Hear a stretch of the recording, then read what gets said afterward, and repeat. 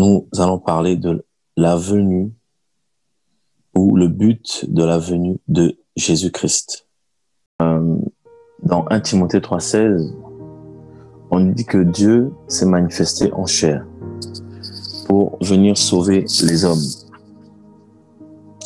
Et on voit très bien que le but premier de la venue de Jésus, c'est sauver les hommes. Pourquoi les sauver?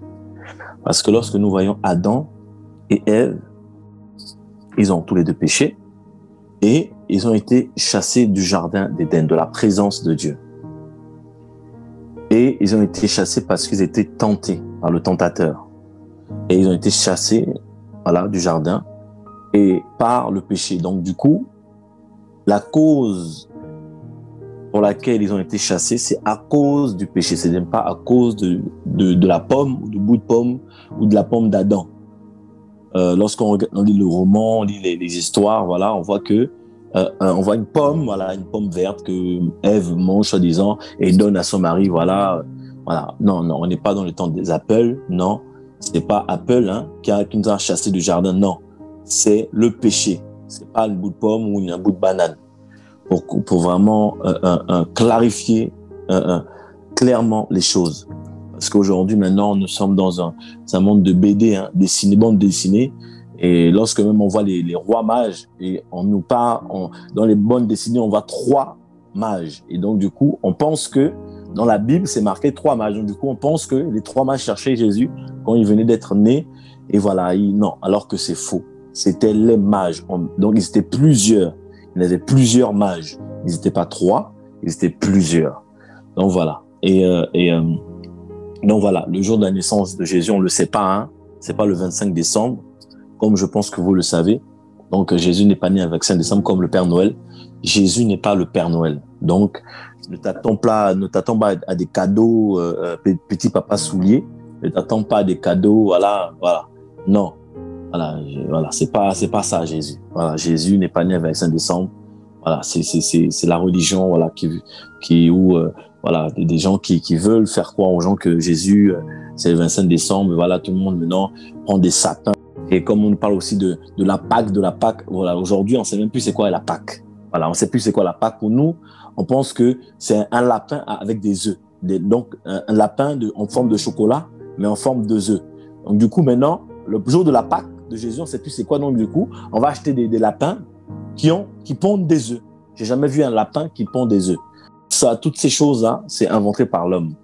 Donc, voilà. Donc, les lapins font des lapins, Donc, concrètement, des lapins, j'ai jamais vu des lapins qui pondent des œufs.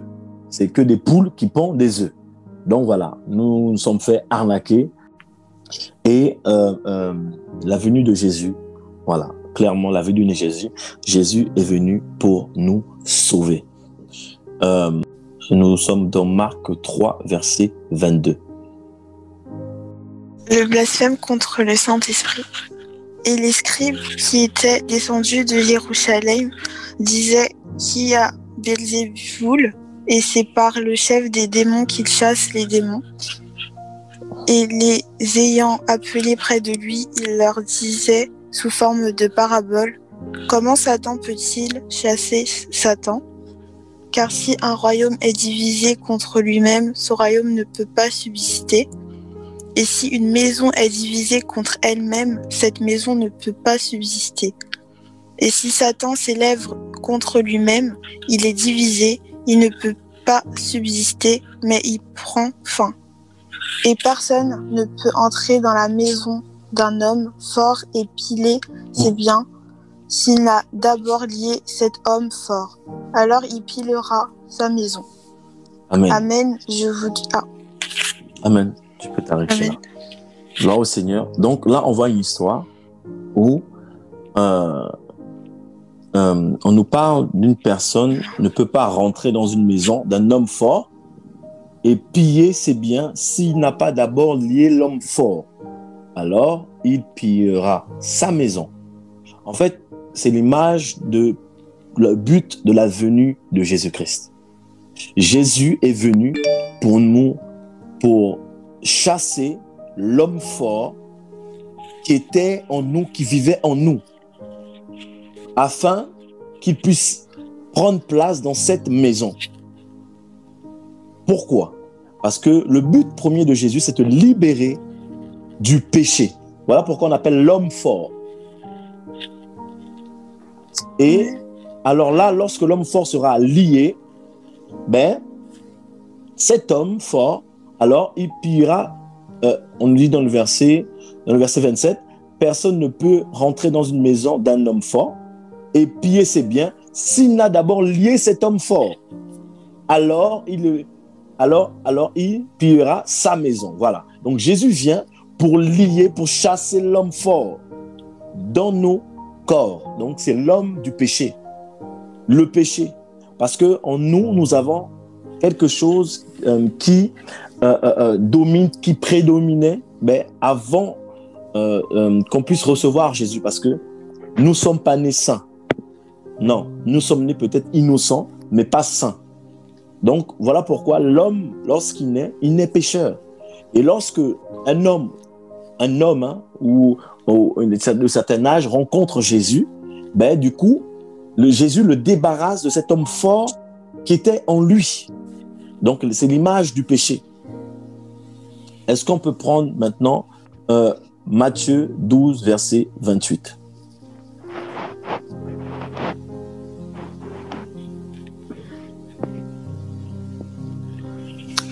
Matthieu 12, verset 28.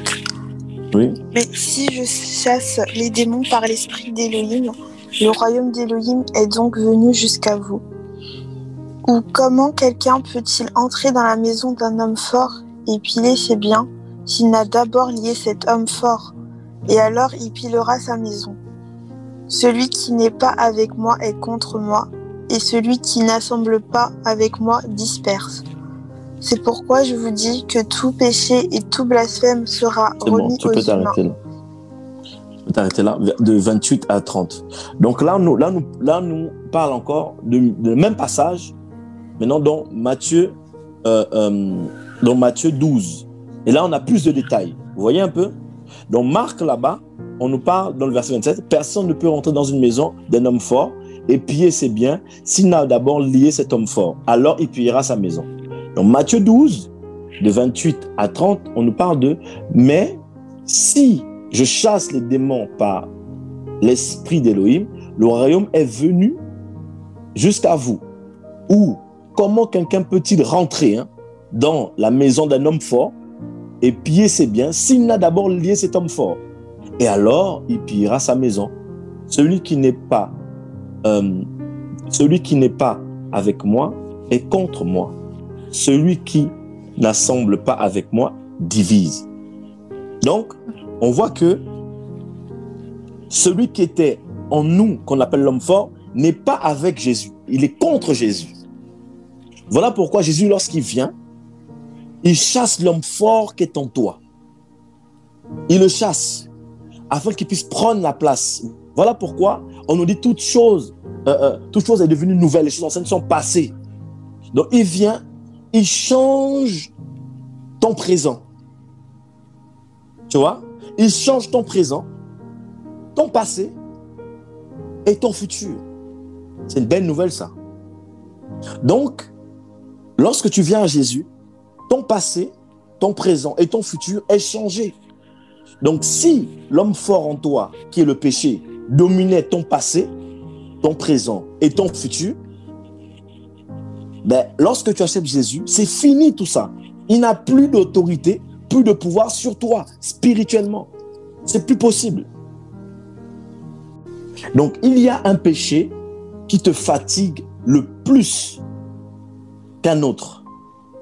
Ciblons-le. Il y a toujours un péché lorsque quelqu'un se convertit qui dominait plus que d'autres. Est-ce qu'on commence un peu à comprendre? Donc, vous voyez que ce péché, dominait juste avant ta conversion. Il y avait quelque chose que tu faisais le plus, ou du moins qui dominait dans ta vie. Et on va prendre un autre verset pour bien comprendre ce que le Seigneur veut nous pas vous expliquer. Est-ce que tu peux nous prendre Matthieu 1, verset 21? Marc 1, verset 21. Oui, super. Et elle enfantera un fils et tu l'appelleras au nom de Yehoshua, car celui qui sauvera son peuple de ses péchés. Mais Amen. tout cela... Amen. Juste le verset 21, c'est magnifique. D'accord. Donc, lorsqu'on voit là, on voit que il y a un péché, comme je disais, qui te fatigue le plus qu'un autre. Il y a toujours un péché qui nous fatigue le plus qu'un autre. À essayer de comprendre vraiment. Il y a toujours un péché qui nous domine le plus qu'un autre, que nous faisons constamment. Ça peut être peut-être lorsque, avant que tu puisses donner ta vie à Jésus, tu te masturbais beaucoup. Peut-être avant que tu donnes ta vie à Jésus, il y avait le mensonge. Ta langue pondait tellement. C'était le mensonge. Tu n'arrivais pas à passer une seule journée sans mentir. Il y a d'autres, ça pouvait être des addictions. Ça pouvait être la cigarette. Ça pouvait être la drogue. Ça pouvait être beaucoup de choses, tant d'autres. Donc, l'homme fort, quand Jésus vient dans ta vie, il chasse l'homme fort, puis il vient habiter dans cette maison. Amen. C'est l'un des signes ou la preuve que Jésus habite en toi. Et lorsqu'on voit dans Matthieu que notre sœur a lu, Matthieu 1, verset 21, on dit que elle enfantera un fils et tu l'appelleras le nom de Yehoshua, Jésus-Christ, car c'est lui qui sauvera son peuple de ses péchés. Voilà le but de la venue de Jésus-Christ. Il est venu nous sauver son peuple de ses péchés. Donc, une personne réellement qui rencontre Jésus, Jésus le sauve de tous ses péchés. Tous ses péchés, de tous ses péchés. Voilà pourquoi on dit qu'il sauvera son peuple. Donc, il n'y a que le peuple de Dieu, de Jésus, qui peut être sauvé de leurs péchés. Lorsqu'on voit même une personne qui est en Christ réellement, on voit que il va commencer maintenant à parler de son ancienne vie normalement. Il va plus se rappeler de ses... Il va dire que Jésus m'a changé. Mais de quoi? Mais il m'a changé. J'étais un voleur. Il m'a changé. Aujourd'hui, je ne vole plus. Voilà des témoignages aujourd'hui. Lorsqu'on entend ces témoignages, on sait que la personne là, Jésus est avec lui. Vous voyez? Et c'est ça le but de la venue de Jésus. Qu'on ne nous monte pas.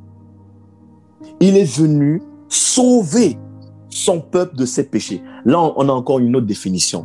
Jésus est notre sauveur. Alléluia. Il est notre sauveur. Donc, avant,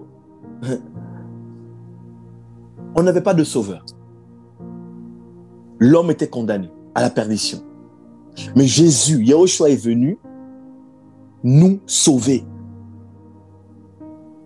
Et dans un passage là-bas, on nous dit que Dieu a traversé le temps. Oh, c'est magnifique ce verset. C'est magnifique. Dieu a traversé le temps. Voilà pourquoi il défie les temps et les circonstances. Il défie la gravité.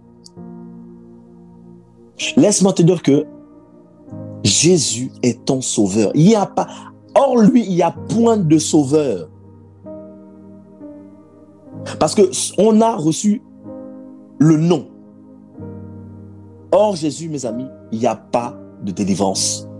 Bouddha ne peut pas délivrer. Shiva ne peut pas délivrer. Ni Mohamed ne peut délivrer, ne peut sauver quelqu'un de ses péchés. C'est impossible. Il n'y a que Jésus. Voilà pourquoi on l'appelle notre sauveur. On va comprendre notre verset. Luc 2, verset 10 à 12. On va voir encore une autre définition de Jésus. Tellement il est magnifique. Mais l'ange leur dit, n'ayez pas peur, car voici, je vous annonce une bonne nouvelle qui sera pour tout le peuple une grande joie. C'est qu'aujourd'hui, dans la ville de David, il vous est né le Sauveur, qui est le Machia, le Seigneur. Et ceci est le signe pour vous. Vous trouverez un bébé enveloppé de l'ange et couché dans une crèche. Amen. Alléluia. Amen.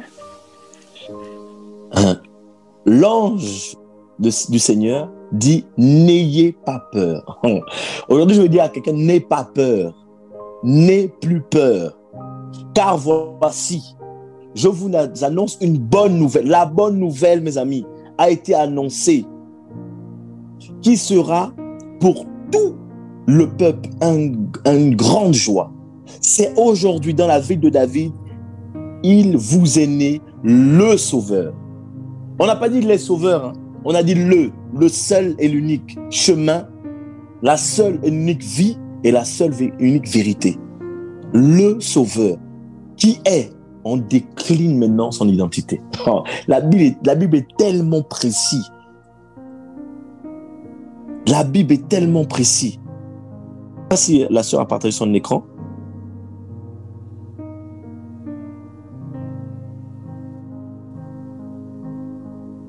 Tu peux partager l'écran. Ah, super. Tu peux juste mettre le passage. Super. Amen. Regardez bien, voilà. Je pense que tout le monde regarde l'écran maintenant. On peut regarder l'écran. On nous dit que, mais l'ange leur dit, n'ayez pas peur. Car voici, je vous annonce une bonne nouvelle qui sera pour tout le peuple une grande joie.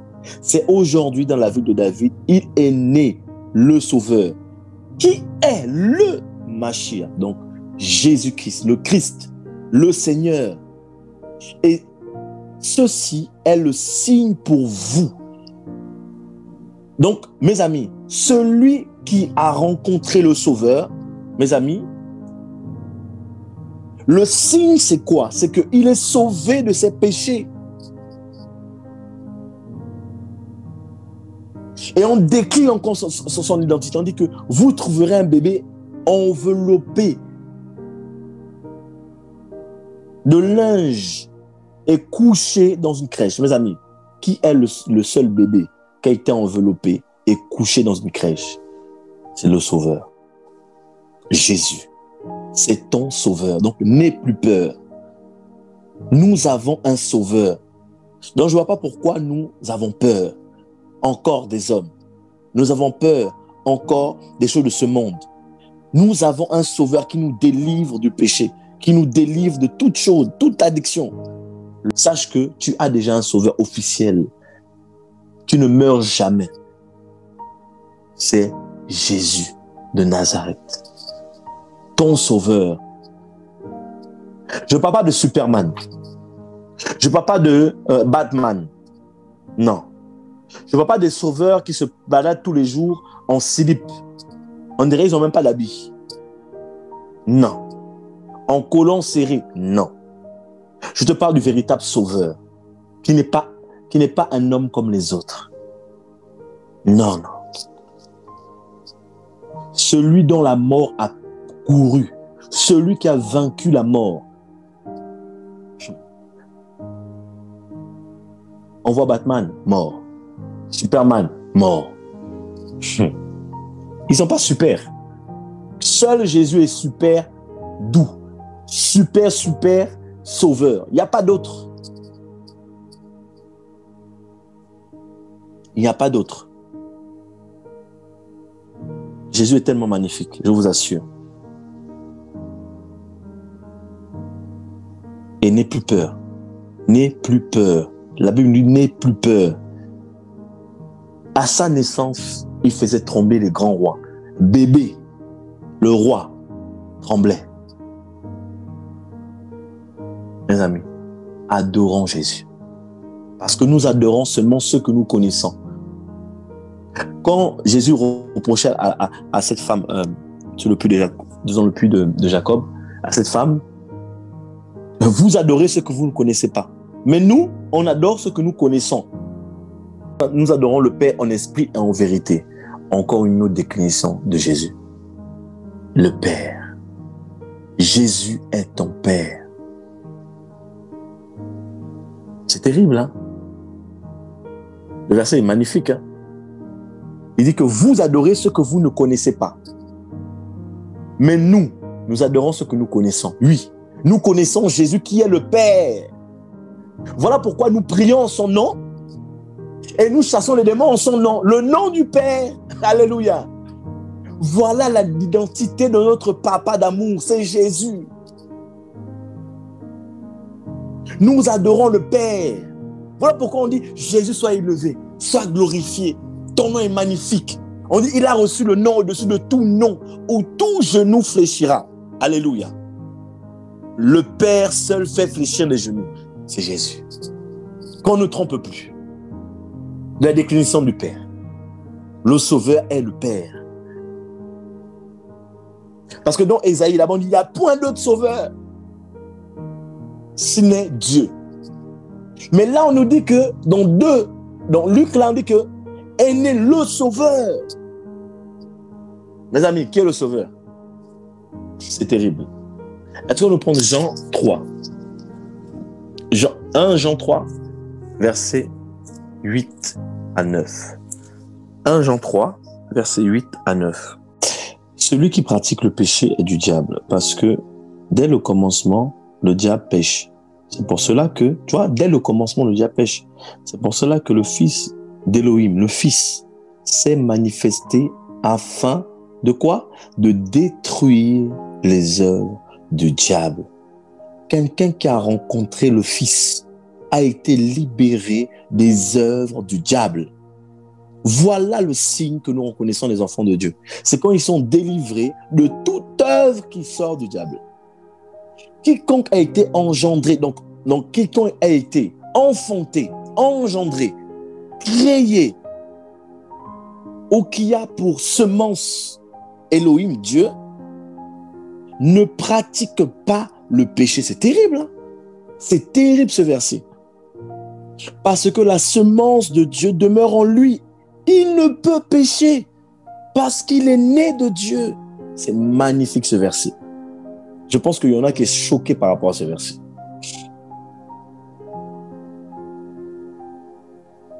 Donc, celui qui pratique le péché est du diable.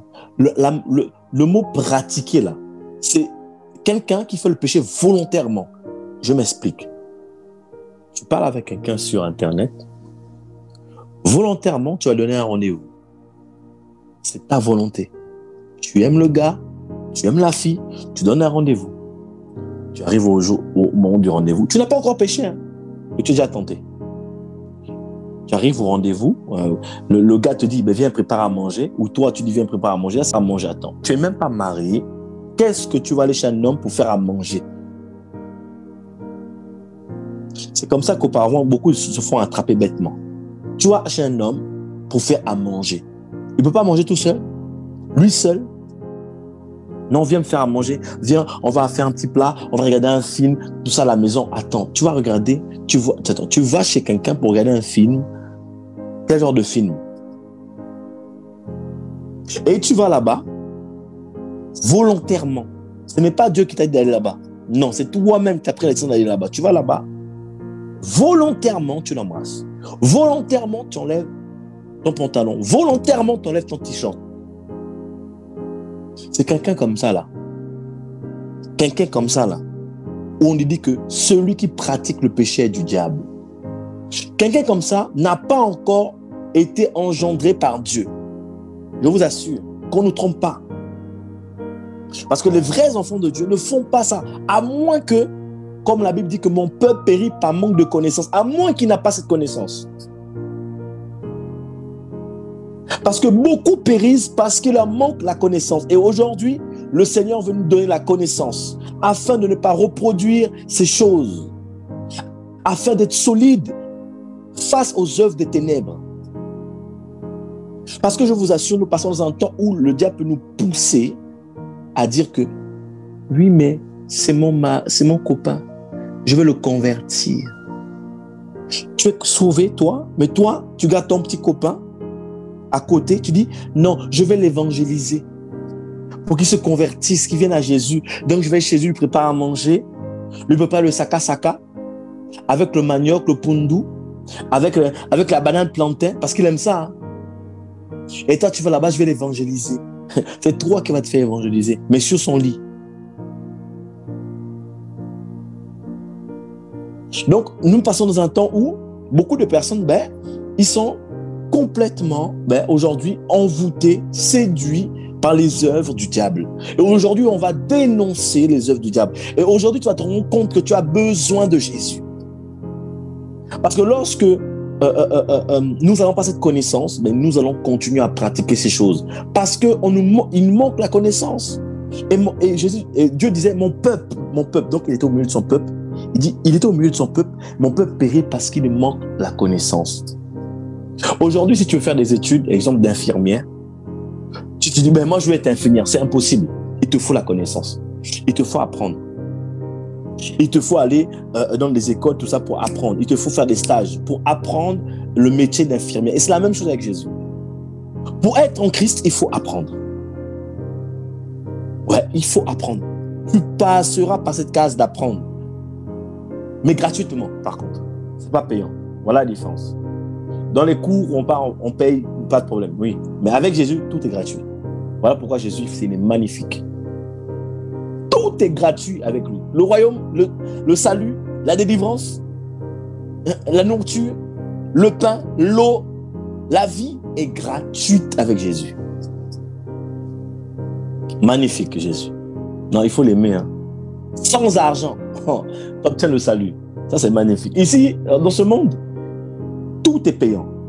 Tout est payant. Tout. Quand je vous dis tout, c'est tout. C'est terrible. Appartement, maison, voiture, etc. Tout payant. Même les études payant. Tout est payant. Je vous assure. Mais Jésus te garantit les fournitures. Même si ça se casse, il te garantit le renouvellement des fournitures. Il te garantit un nouveau sac quand le sac est déprimé. Il te garantit de nouvelles chaussures quand la chaussure est sale. Il te garantit des études. Il te garantit des études à vie. Non, Jésus est magnifique. Je vous assure. Donc aujourd'hui, si tu es là et tu viens d'entendre cet évangile qui dit que celui qui pratique donc volontairement le péché, donc volontairement, il décide de lui-même, hein, c'est même pas de lui-même, de garder son petit copain. Petit, il est petit, hein, petit copain. Il décide volontairement de le garder. En fait, c'est quelqu'un encore hein, qui n'a pas encore rencontré l'amour de Jésus.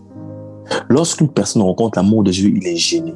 Il commence de plus en plus à être gêné avec cette relation. Je vous assure, c'est des signes des personnes qui commencent à grandir avec le Seigneur, qui commencent réellement à être réellement des enfants véritables du Seigneur. Ils commencent à être gênés. Ils commencent à dire, mais j'ai envie d'arrêter cette relation ou j'ai envie vraiment de mettre ma vie en règle.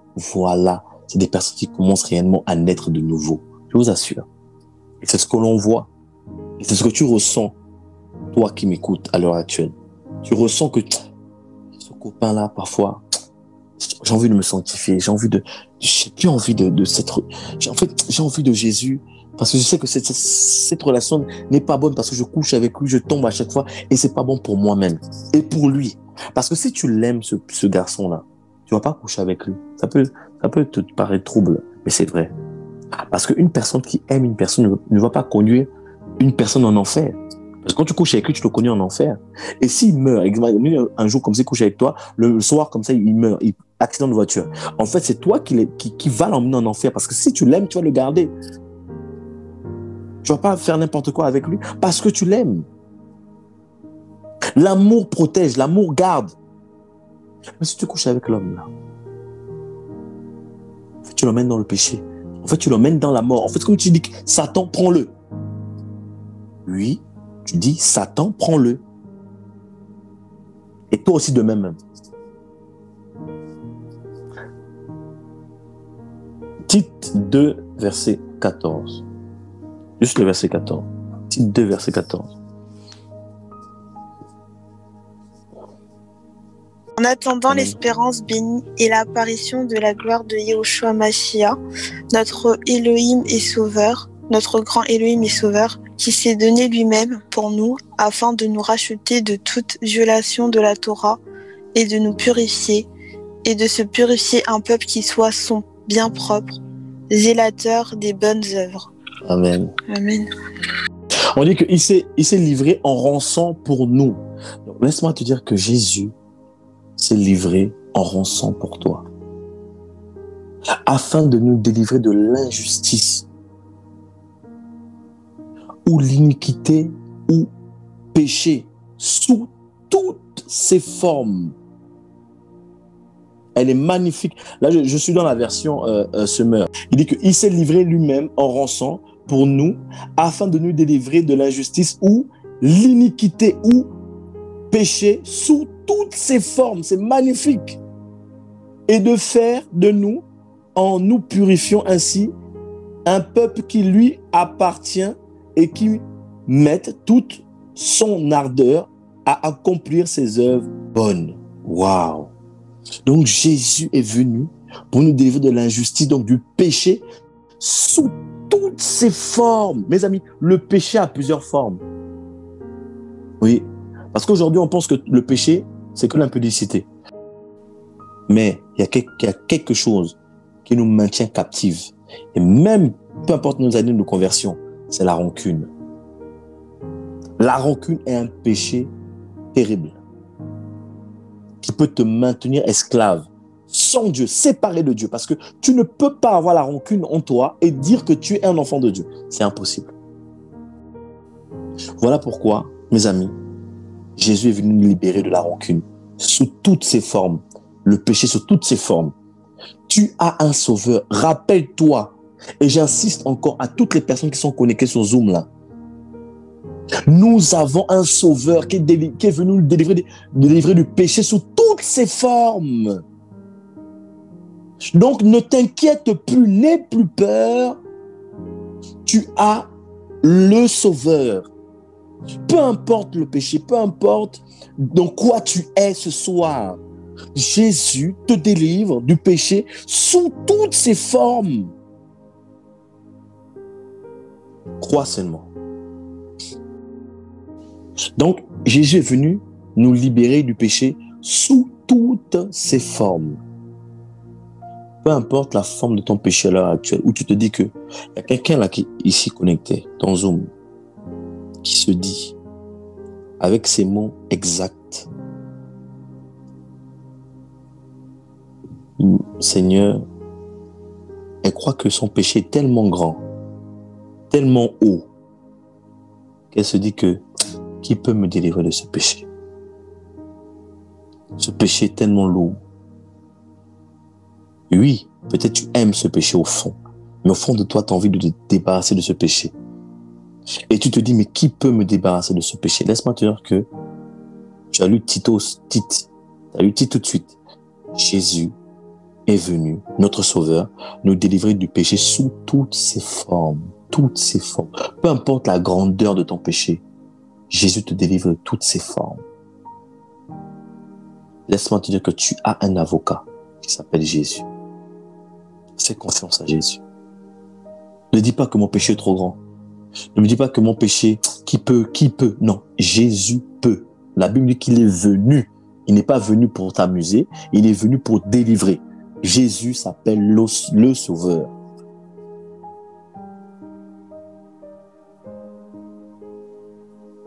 On va prendre Jean 8, verset 12.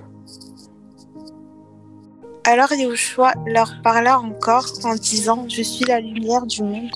Celui qui me suit ne marchera jamais dans la ténèbre, mais il aura la lumière de la vie. » Mes amis, Amen. Wow.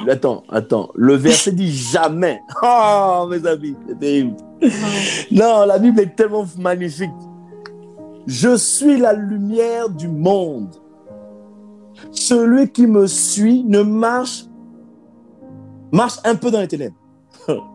Marche quelquefois dans les ténèbres. Non. Tombe quelquefois dans les ténèbres. Non. Et on dit jamais. Magnifique.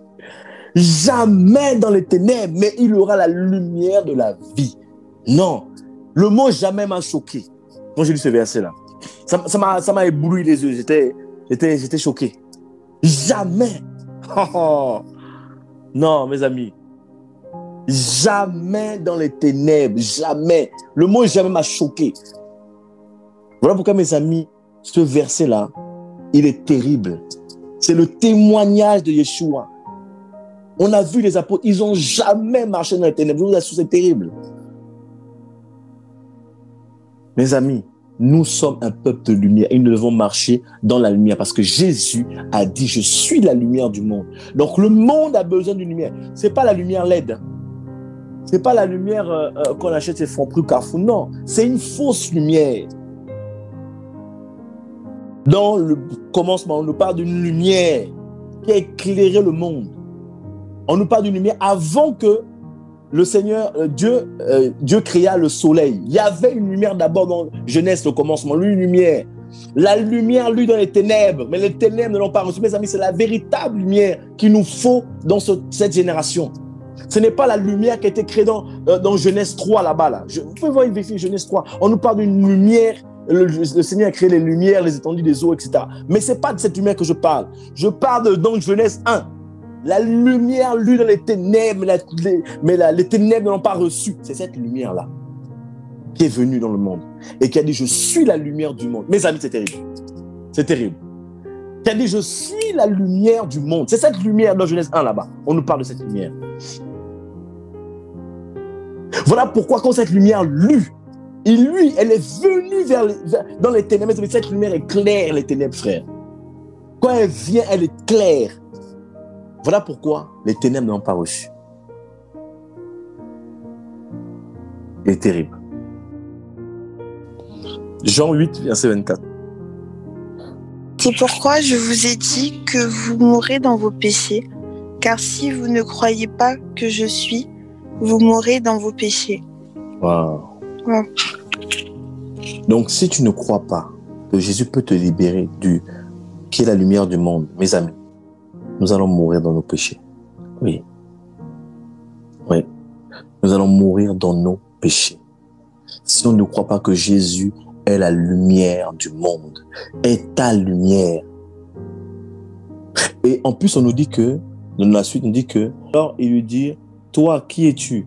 Et Jésus leur dit, le commencement. Le commencement. On en parle tout à l'heure de Genèse, là, le commencement. Voilà. Depuis le commencement, Jésus dit que je suis la lumière. Il est venu. Et là, il répète encore, je suis la lumière. Mes amis, Jésus est terrible, il est magnifique.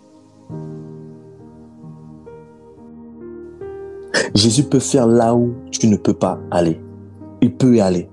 Mes amis, c'est terrible parce que le Seigneur vient me dire que beaucoup de personnes prennent conscience du péché. Ils prennent conscience de leur état. Il y en a beaucoup là. Beaucoup. Beaucoup. Il y en a beaucoup là qui vont commencer à changer de vie, je vous assure.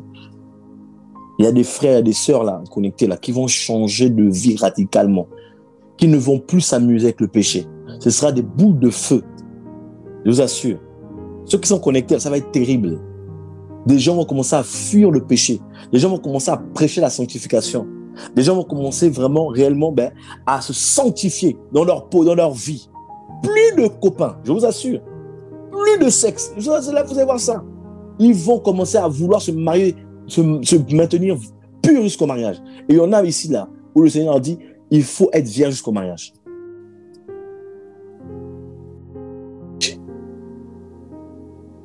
Jésus, quand il vient, il change notre habitude, notre conscience, notre ancienne manière de vivre. Je vous assure. Jésus va te changer. Jésus va changer beaucoup de personnes qui sont connectées là. Il va nous changer. Il va changer tes habitudes. Toi qui avais l'habitude de regarder les anges de la télé-réalité là. Je parle à une personne là. Je l'ai vu en vision. Tu regardes les anges de la télé-réalité tous les jours. Tous les jours. Ce n'est pas des anges, c'est des démons de la télé-réalité. C'est des démons, ce n'est pas des anges. Tu regardes, attends, est-ce que les anges couchent, fument, se baladent tout le temps en string? C'est pas des anges, c'est des démons, ça. On ne désire plus le Seigneur. On désire que des vacances à Dubaï, à dans des îles paradisiaques. Voilà tout ce qui nous intéresse. Parce qu'on regarde trop la télé, des anges de la télé-réalité. Eux, comme ils vont en vacances tous les jours, toi aussi, tu dis, je vais faire des vacances. Regarde leur vie. Leur vie est bien haut. Non, mes amis, leur vie est tellement pourrie. Pourrie. Ils souffrent. Regardez, vous voyez pas, je crois qu'il y avait une fille là qui a dit qu'elle est en dépression. Chana, je crois. Dépression. La go se cisaille les bras. Dépression. Et c'est ce genre de star là qu'on idole. Qu'on adore. Elle est en dépression. Elle n'arrive pas à se marier. Elle n'arrive pas à être en couple. Dépression. Après, j'ai vu les gens non, envoyer des messages, puis, etc. C'est bien, on envoie des messages, Jésus t'aime, c'est bien, mais la go n'est plus... Voilà. Elle n'est plus là. Elle confesse même, vous pouvez regarder la vidéo jusqu'à la fin, elle confesse que elle a adopté une nouvelle thérapie. Mes amis, elle n'a pas adopté Jésus. Elle a adopté une thérapie qui la calme. Mais vous allez voir, ça a pété. Une thérapie. On la suit psychologiquement. On la suit mentalement. Elle consulte des hypnoses, là. Elle consulte des hypnoses. Oui, elle consulte ça. Oui, je vous assure. Elle consulte ça. Elle est en dépression. Et c'est toutes ces stars qu'on adore, qu'on idole. Où sont les personnes qui vont refléter Christ, qui vont avancer avec Christ, qui vont marcher pour Christ, où leur modèle c'est Christ? Aujourd'hui, notre modèle c'est qui? C'est qui notre modèle? Dites-nous, franchement, il faut dire qui est ton modèle. Quand tu changes tous les jours là, tu veux t'habiller, tu veux toutes les nouvelles chaussures, parce que tu as vu ça où? Tu as vu ça chez des stars. Et toi aussi, tu veux une nouvelle chaussure, une nouvelle pompe, une nouvelle Air Max. Jésus te parle là. Tu es idolâtre des baskets. Tellement quand une nouvelle basket veut sortir là. Ah, je vais m'acheter une nouvelle basket. La basket. 200 €. Basket. 200 € basket. On va acheter des nouvelles baskets. Parce que tu as vu ça chez Chris Brandt. Tu as vu ça chez les Madonna, les stars. Maintenant, on va prendre les baskets. On va t'acheter des baskets à 200 €. Alors que ta mère n'avait même pas fini les fins de mois. Tu n'arrives même pas à te soutenir. Tu n'arrives même pas à soutenir ton frère qui galère. Tu n'arrives même pas à soutenir tes proches et tu penses à t'acheter une chaussure à 200 €. Alors que en Haïti, en Guadeloupe, en Guyane, des gens meurent de faim. Au Congo, les enfants meurent de faim. Tu vas t'acheter des baskets à 200 €. 200 €, c'est le prix d'une paye. Il faut changer. Moi, je suis dépassé des gens qui... Avant, je faisais ça. Ne vous inquiétez pas, je parle, mais avant, je faisais ça. Des 500 € un jean. Le jean le plus cher que je me suis acheté, c'est 500 €. Plus une veste, 500 €, c'est 1000 €. Au total, une paie, un loyer dans ma garde-robe. Quand le Seigneur m'a dit, jette ça. Oh, mes amis, j'ai gratté ma tête 2 fois. 500 €. J'ai dit, Seigneur. Là, tu commences à devenir bête maintenant. L'esprit de bête rentre en toi. Et tu commences à dire, non, je vais donner ça aux œuvres caritatives. Comme ça, ils vont vendre ça. 500 €. Ça peut servir à quelqu'un quand même. Hein. Tu sais comme c'est beau? Non, poubelle. Ça va mériter la poubelle. Mettez 500, on va mériter la poubelle. Poubelle qui vaut 0 centime. La poubelle. Tu vas jeter ça à la poubelle. Ah, blague avec le Seigneur. Il va ridiculiser ton truc que tu estimes là.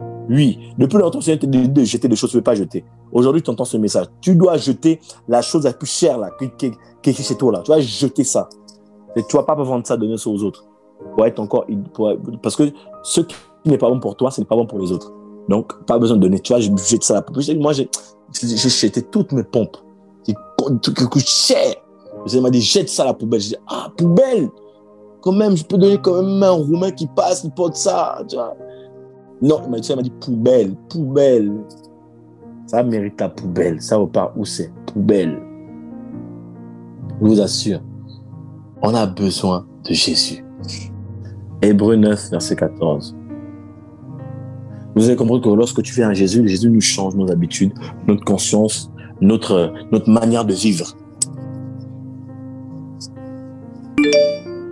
Hébreux 9, verset 14. Et nous allons terminer, je pense, par là. Et on va voir si on va essayer de continuer demain.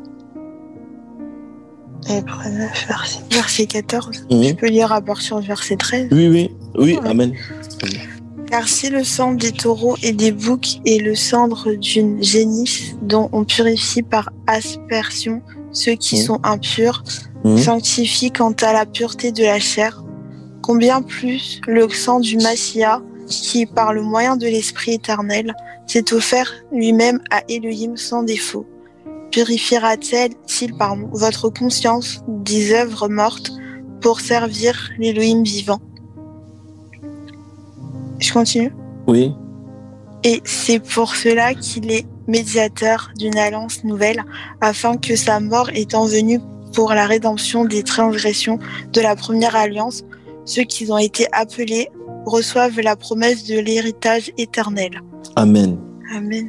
Les amis, nous allons continuer cela demain, mais on va s'arrêter là parce que le message est très long.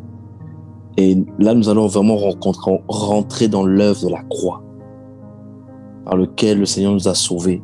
Et ce sera très intéressant de connaître ça aussi. Et je vous assure, pour le peu que nous avons entendu là ce soir, le Seigneur va purifier notre conscience. Il va nous laver, nous restaurer. Et vraiment, saisissez réellement ce message parce que si on ne saisit pas ce message que nous ne devons pas vivre, nous ne devons pas pratiquer le péché. Parce que si on pratique le péché, qui nous servons? Nous ne servons pas Dieu. Voilà pourquoi il nous purifie de nos péchés. Il nous lave, il nous transforme chaque jour, chaque seconde. Et il nous transforme. Si tu aimes le péché, tu aimes le diable. Ça peut être fort à entendre, mais c'est vrai.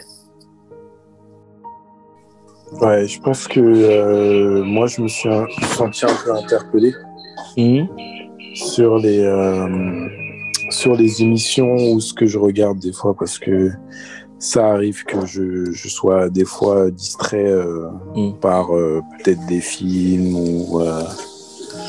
ou je sais pas, peut-être des émissions de télé. Amen. Ouais, ça peut arriver. Enfin, ça arrive des fois, souvent, que je regarde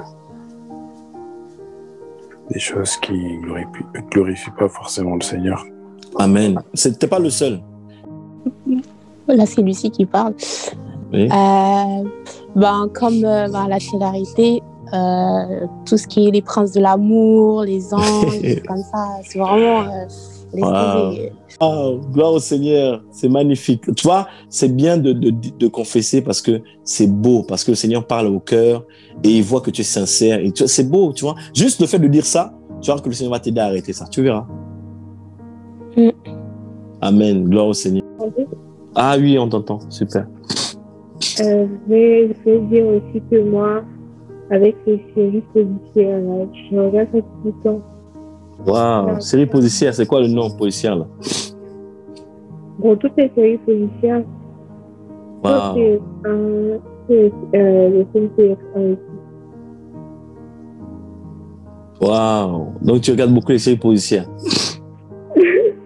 Oui. Waouh, ben gloire au Seigneur. Gloire au Seigneur. Je me suis repentie, mais j'ai jamais confessé ça. Oui. On baptise des hommes en fait. Et il n'y a pas plus tard que un mois, même 3 semaines. Je regarde encore les princes de l'amour et ces choses-là, et j'ai trop convoité les hommes, beaucoup. Voilà. Donc, je le dis. Ok. Amen. Gloire au Seigneur.